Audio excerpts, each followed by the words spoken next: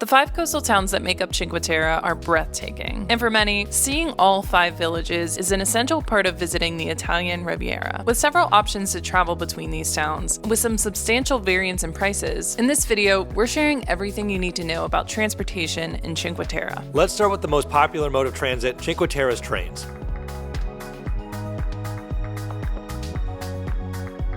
With stunning coastal tracks and tunnels connecting these villages, most of Cinque Terre's towns are just 1 to 3 minutes apart by rail. However, with one-way tickets costing €5 each, if you're planning on visiting multiple towns in a day, it's much more cost-effective purchasing a Cinque Terre card. An adult Cinque Terre card costs just over €18 a day, but allows for unlimited train rides for the day it's valid. Children under 12 cost $11.40, and children under 3 are free. You can purchase these at any train station in Cinque Terre or La Spezia with cash or card. There are also discounts available for families of 4 and multi-day passes. With a Cinque Terre card in hand, you're ready to conquer the rails. The trains themselves are white and clean, but can be crowded in peak tourist season. Digital signage shows what town you're approaching, and the stations are clearly marked. With trains running every 20 minutes in the summer and once or twice an hour in the winter, it's easy to catch a ride. And while we felt safe on every train we took, keep an eye on your belongings, as we've heard pickpockets target travelers on the busy train platforms and on tightly packed trains. If trains are not your thing, or you're looking to get on the water during your time in Cinque Terre, you'll love this next mode of transportation, Cinque Terre's famous ferry system.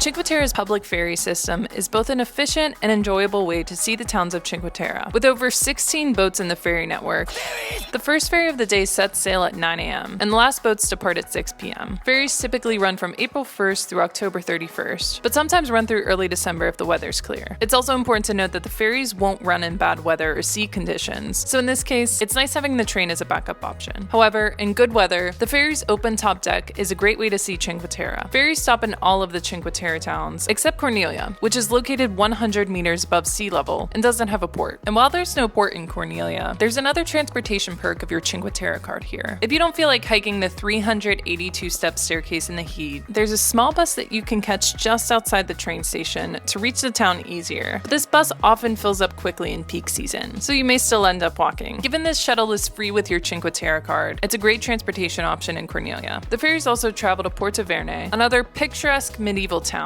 that's often referred to as Cinque Terre's unofficial 6th town. With an adult day pass ticket costing €39 and kids costing $15, the ferry certainly isn't the cheapest way to see Cinque Terre, but there are some budget tricks to save. One way to do this is to get a one-way ticket from Riomaggiore to Monterosso, which allows you to see all 5 towns from the water. There's also an afternoon hop-on, hop-off ticket for €28 that's valid from 2 p.m. to 6 p.m. And if you'd rather see the towns from land in the most authentic way, the next transportation may be for you, and that's Cinque Terre's famed hiking trails.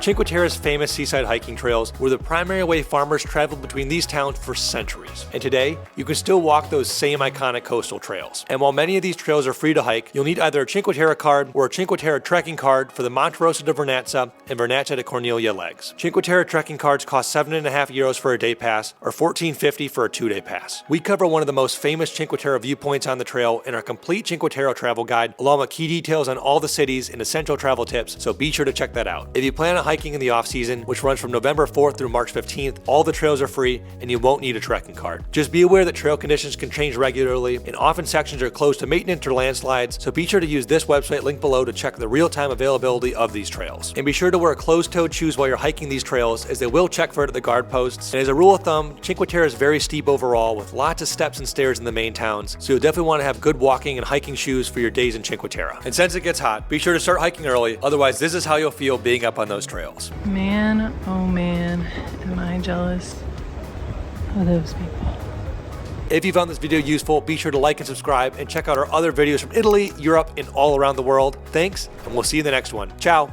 And before you click off this video, please consider supporting our Amazon store. Zeppi really wants you to. We sell packing cubes with the days of the week on them to make your travels so much easier. We have a small size and a large size, pup not included.